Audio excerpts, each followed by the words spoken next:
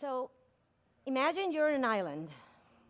In this island surrounded by water, you're there with your family, your parents, your siblings, and some of the, thank you, Becca, some of your relatives, and you're okay there in that island. You have what you need. You have food, you have shelter, but then you realize there is another island in front of you, and the folks there seem to be having a good time. There's quite, cute individuals there. You're young and single, and you want to get there to, maybe find a good partner to make your own family and have your own island and your own territory. But then again, you're surrounded by water. You don't have a boat. You don't know how to swim.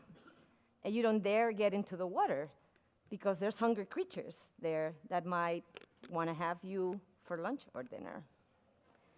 And this is exactly what happened to Sherry.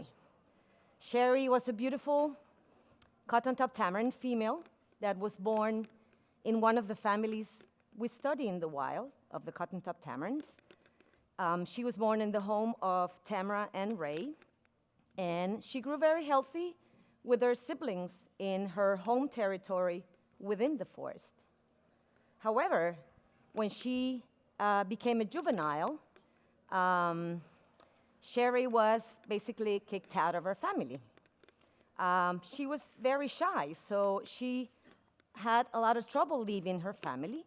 And it's not like her mom was anything evil or anything. It is just that that's what cotton-top tamarins do. And when you think about it, that's what we do as well. When we're teenagers and 18 years old, you leave home. You either leave home or you're kicked out of your house. But Sherry had a very hard time leaving home because her territory used to be this beautiful green blanket, spongy blanket that covered the whole northern region of Colombia, which is the only place on earth where cotton-top tamarins are found. You don't find them anywhere else, even in the world or in Colombia, only that black spot that you see on the map. But unfortunately, that green blanket that covered the whole region of Colombia has become a quilt. And this quilt is made up of patches, some patches of forest, some patches of cattle ranching, some patches of agricultural fields, thanks to human development, and it's making very hard for Sherry and for other cotton tops to get to the other islands where they might be able to find good partners to make their own families. And that has become a challenge for cotton-top tamarins. And they usually hang up only up in the trees. They never come down to the ground because there's raptor birds that fly, there's small mammals that are in the ground, and there's boa snakes that love to have cotton-top tamarins for lunch and for dinner. And then, even though they can take a pretty big jump, cotton-top tamarins don't, it's too far away to make it into those gaps. So they basically get bound within a forest island and find it very hard to go into other islands to create families. Eventually, Sherry was taken up by another family, but because she was so shy and very soft, she wasn't able to become the dominant female of a family group and have her own children in her own territory. And this is part of the big challenge that the monkeys are facing in Colombia. Forest loss and forest fragmentation is the main threat for the survival of cotton-top tamarins. The forest is only reduced to 2% of what it used to be in that beautiful green blanket you saw on the previous slide. And whatever's left is made out of islands of forest that seclude cotton tops into these little islands all over the north region of Colombia. And that is the reason why our work at Proyecto Tití is very much focused on rebuilding this forest for cotton-top tamarin, and not only rebuilding it, but connecting the forest patches that are left so the monkeys can, circulate and find and mix and find new families. It may take only a day to cut an acre of forest, but it's probably we're gonna have to wait 10 to 15 years to see this forest grow if we plant it again. And not only that, but it is probably gonna take 20 to 25 years for this forest to be completely mature. So rebuilding forest, it's a huge challenge, and it requires time, patience, lots of staff, lots of trees, and lots of people involved in making this happen. But that's what we do. We're not ready to give up. We truly believe that there's hope and that there's enough forest that we can save, connect, and make sure that these cute little monkeys make it into the long term. But the great thing is that cotton-tops are our focus species, but when you save the forest for these little monkeys, you're saving the forest for a large number of animals that share a home with the little monkeys. You know, primates and other mammals and birds and reptiles and snakes and all sorts of different bugs and plants. So saving the monkeys, saving the forest for the monkeys, is helping us save the forest for many other wildlife in Colombia. And not only that, but the forest that is home to the monkeys, you know, it's a great climate regulator. So it helps us keep temperature and climate change in control, basically. And also, it provides resources to us humans, if it's well managed. But more than anything, forests are sponges for water. And let's think about what would be a day for us without water. Water is very important for us humans, and we all value water. So when we make all of this reflection, what is good, the forest that is good for cotton-top tamarins is very good for humans as well. So we are providing a future for a cute little monkey, for wildlife, and it's for our own welfare. And this is the message we work in getting across to the communities and to the people that we work with in Colombia. Yeah, the monkeys are cute. They're the cutest monkey in the world. They're very important. They have a very important ecological role. But the forest we save for the monkeys is a forest that saves us as well, and is going to provide welfare to human communities. So we have been very creative to get this done. So, by the way, thanks to WCN last year, we were able to double the size of our forest reserve that we created to protect the monkeys. So many of you, I know, participated in our matching gift for making this possible, and we're about to complete the negotiation, and this is going to be, it's going to be about 500 acres of forest that we're adding to the National Reserve that protects cotton-top tamarins. And also, by working with the environmental authorities in Colombia, we have been able to secure 5,000 additional acres of land that is going to be turned into forests for the monkeys as well. But these protected areas, both private and public, need to be connected. They're islands right now, islands of forest that are apart from each other. Then those monkeys that are in these protected areas, in the long term, might be at stake.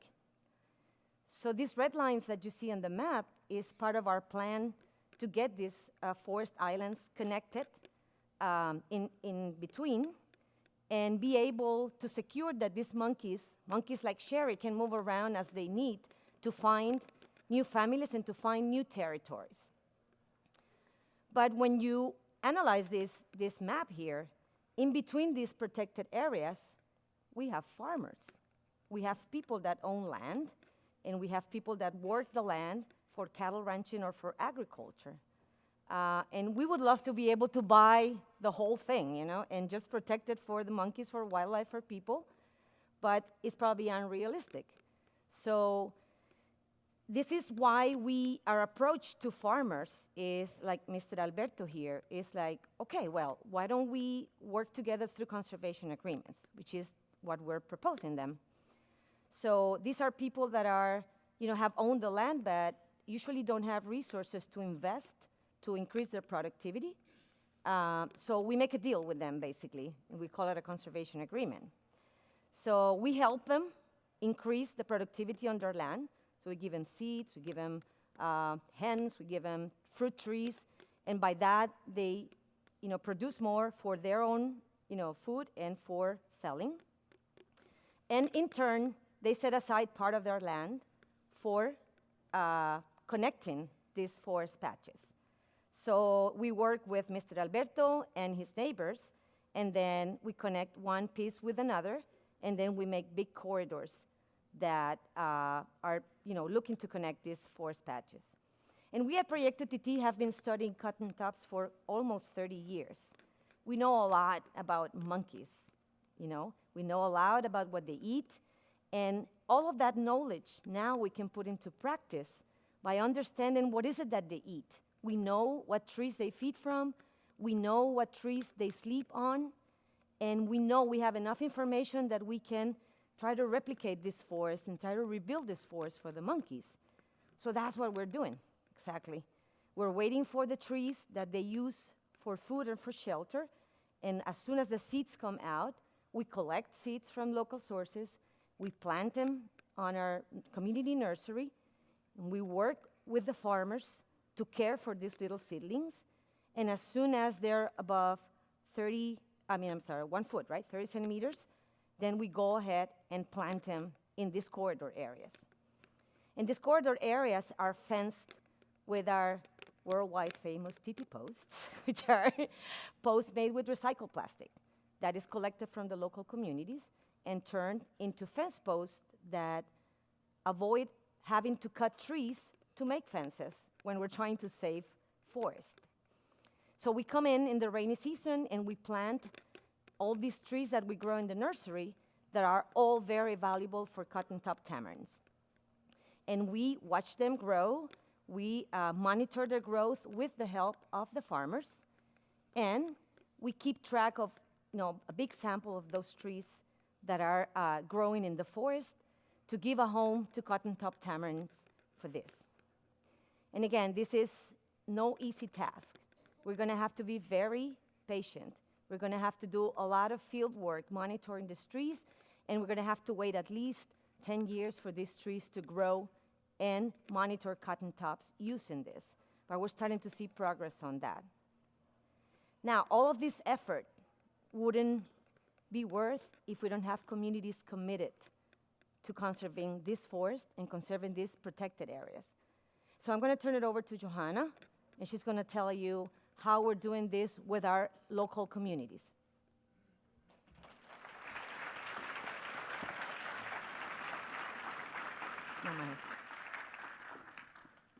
Thank you, Rosamira. Yes, restoration is one part of the work of conservation for cotton top tamarins, but the other part is working with the communities that surround the forest, that live very close from the forest of cotton top tamarins.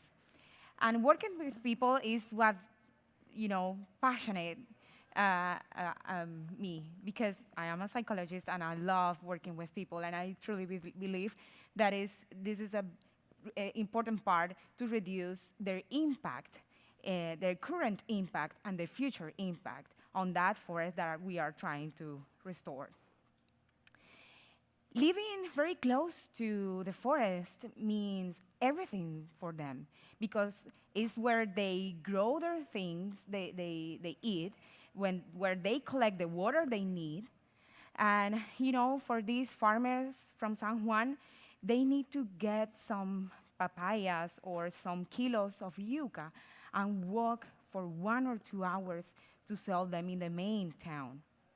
They just make a couple of dollars, and with this, they buy food or they pay their bills, but it's not enough. So they come back to the forest, cut down trees, hunt some monkeys to sell, so they can make a living for their families. Farmers and these communities are in survival mode the whole time. They don't dream big. They don't plan for the future because they need to work for food, just for food. And in this context, ecomochilas were born 16 years ago. We tried to create a better way of living, a way of dream and look into the future with this project. So we did.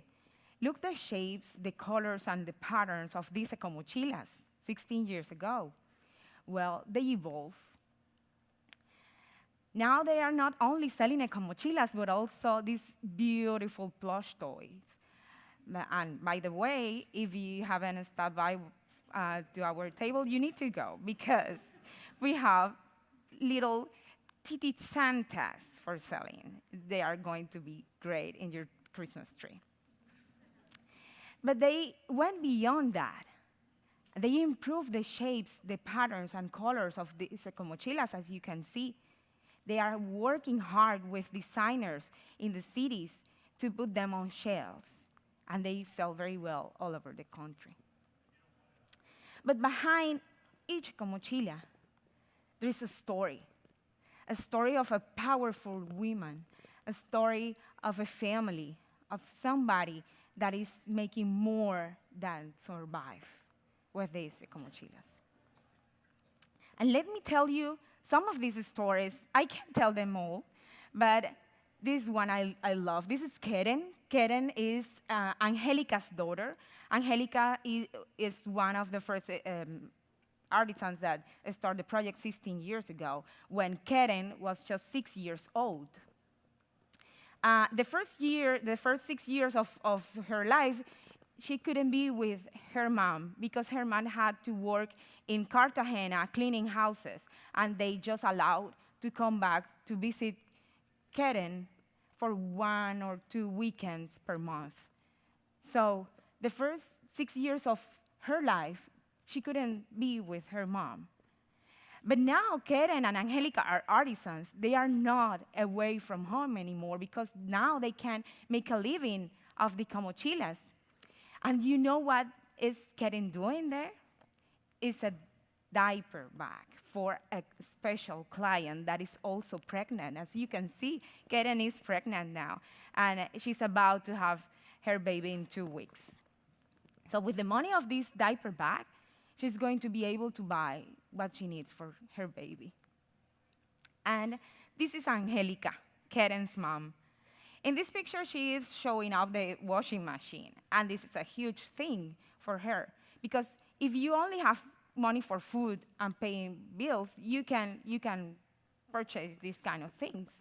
And for her, it's so important because now she is committed to watching her grandkids grow and taking care of them now that it's possible to be in the communities. Now they don't need to go to the cities for cleaning houses because they have their own business. And of course, having a washing machine is very convenient to sit down and watch some telenovelas, you know. This is Kelly. Kelly asked me to take this picture because she's so proud of this beautiful house she built with the Ecomochila's money.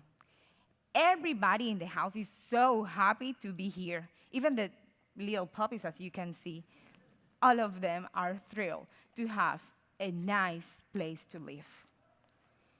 This is how Kelly's house used to look a few years ago. But with the money she gathered with her job, she could make a better house for their family. Sylvia has a similar story because she is building her house with Ecomochila's money. And what you see is all what she got. It's just that room. But what she did was smart. With the money of Eco Mochilas, she bought this fridge. And now she has two businesses. One, the Eco Mochilas, and two, she is selling food products for their neighbors. So with these two business, she's going to end her house. She already buy the backyard, so she has the land, and now she needs to keep working to build the rest. This particular story touched me deeply. Isabel is a survivor of cancer. In these communities, if you don't have money to pay the public transportation or the medicine, you don't survive of a thing like this. And it's just something hard to get through. But Isabel worked with these Eco Mochilas and gathered the money for paying her treatment. And also she told me that doing Eco Mochilas was part of her treatment because it's relaxing. It's a fun, relaxing activity. So, and it's very rewarding because she's gathered the money she needs for herself. So as you can see, each Eco Mochila you buy is not only a beautiful, nice eco product, it's a story. It's a story that maybe is saving somebody's life. But let me tell you something about life. This is the next generation of adults of these communities, and we are working together with the women in raising these kids because now they are at home, they don't need to clean houses outside the community, so they are raising their kids. We teach them to teach their kids how to take care of cotton-top tamarinds and the forest. But we also got these amazing environmental education programs from elementary school to vocational school. And we got some nice stories behind it, too. As part of the program, they go to the forest, they know the cotton tops for the first time, and this is very important because they make a real connection, and they really understand why we need to live in harmony with nature, with cotton tops and their forests, as we have proved in the past. This is a real life-changing experience. Like Nelson. Maybe some of you remember Nelson. He started since very young in these programs, and we helped them to graduate from vocational school, and now is an educator in one of the most important zoos in Colombia. He's not only spreading the message, but also he is a role model for the kids in these communities that now know that dreams can come true. And this is another really nice story. This is Rosa. She used to be my student 5 years ago, and now she's my colleague. She's my coworker. She's one of our educators. And I feel so proud because Rosa is growing emotionally, intellectually, without losing her style, as you can see. And this is another mighty girl. This is Rubiela. Rubiela is one of the most recent students, and she is going to be with me this December in an international conference in Bogota, talking about how she is helping cotton-top tamarinds and how to be a young conservationist. She's so happy about, of course, it's a great opportunity, but also she said this is a great gift because just the day before the talk, she graduates from high school. So, conservationists, sometimes we think that we need to do more, that what we are doing is not enough. But changing an entire generation takes time. We can't do that all at once. What we have learned these years is that changing one behavior in one person, changing one family, makes a huge difference because they help to change the minds of their neighbors, and who knows, maybe the entire community. So these are the stories that make me keep going in this job, that makes me keep working in conservation, and really, really wanted to keep saving cotton-top tamarins and their forest home from extinction. So I hope these stories inspired and motivates you too. Thank you so much.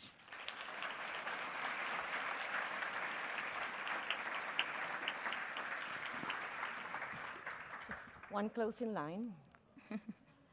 So I want to close with this video just to let you know that when you support our restoration work, you support the life of these monkeys, the life of wildlife in Colombia, and the life of people in Colombia. And when you buy a plush toy, or when you buy an ecomochila, you're not buying only a product.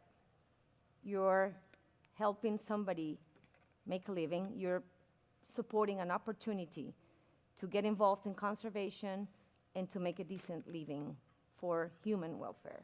So what's good for monkeys is good for us humans. Thank you very much.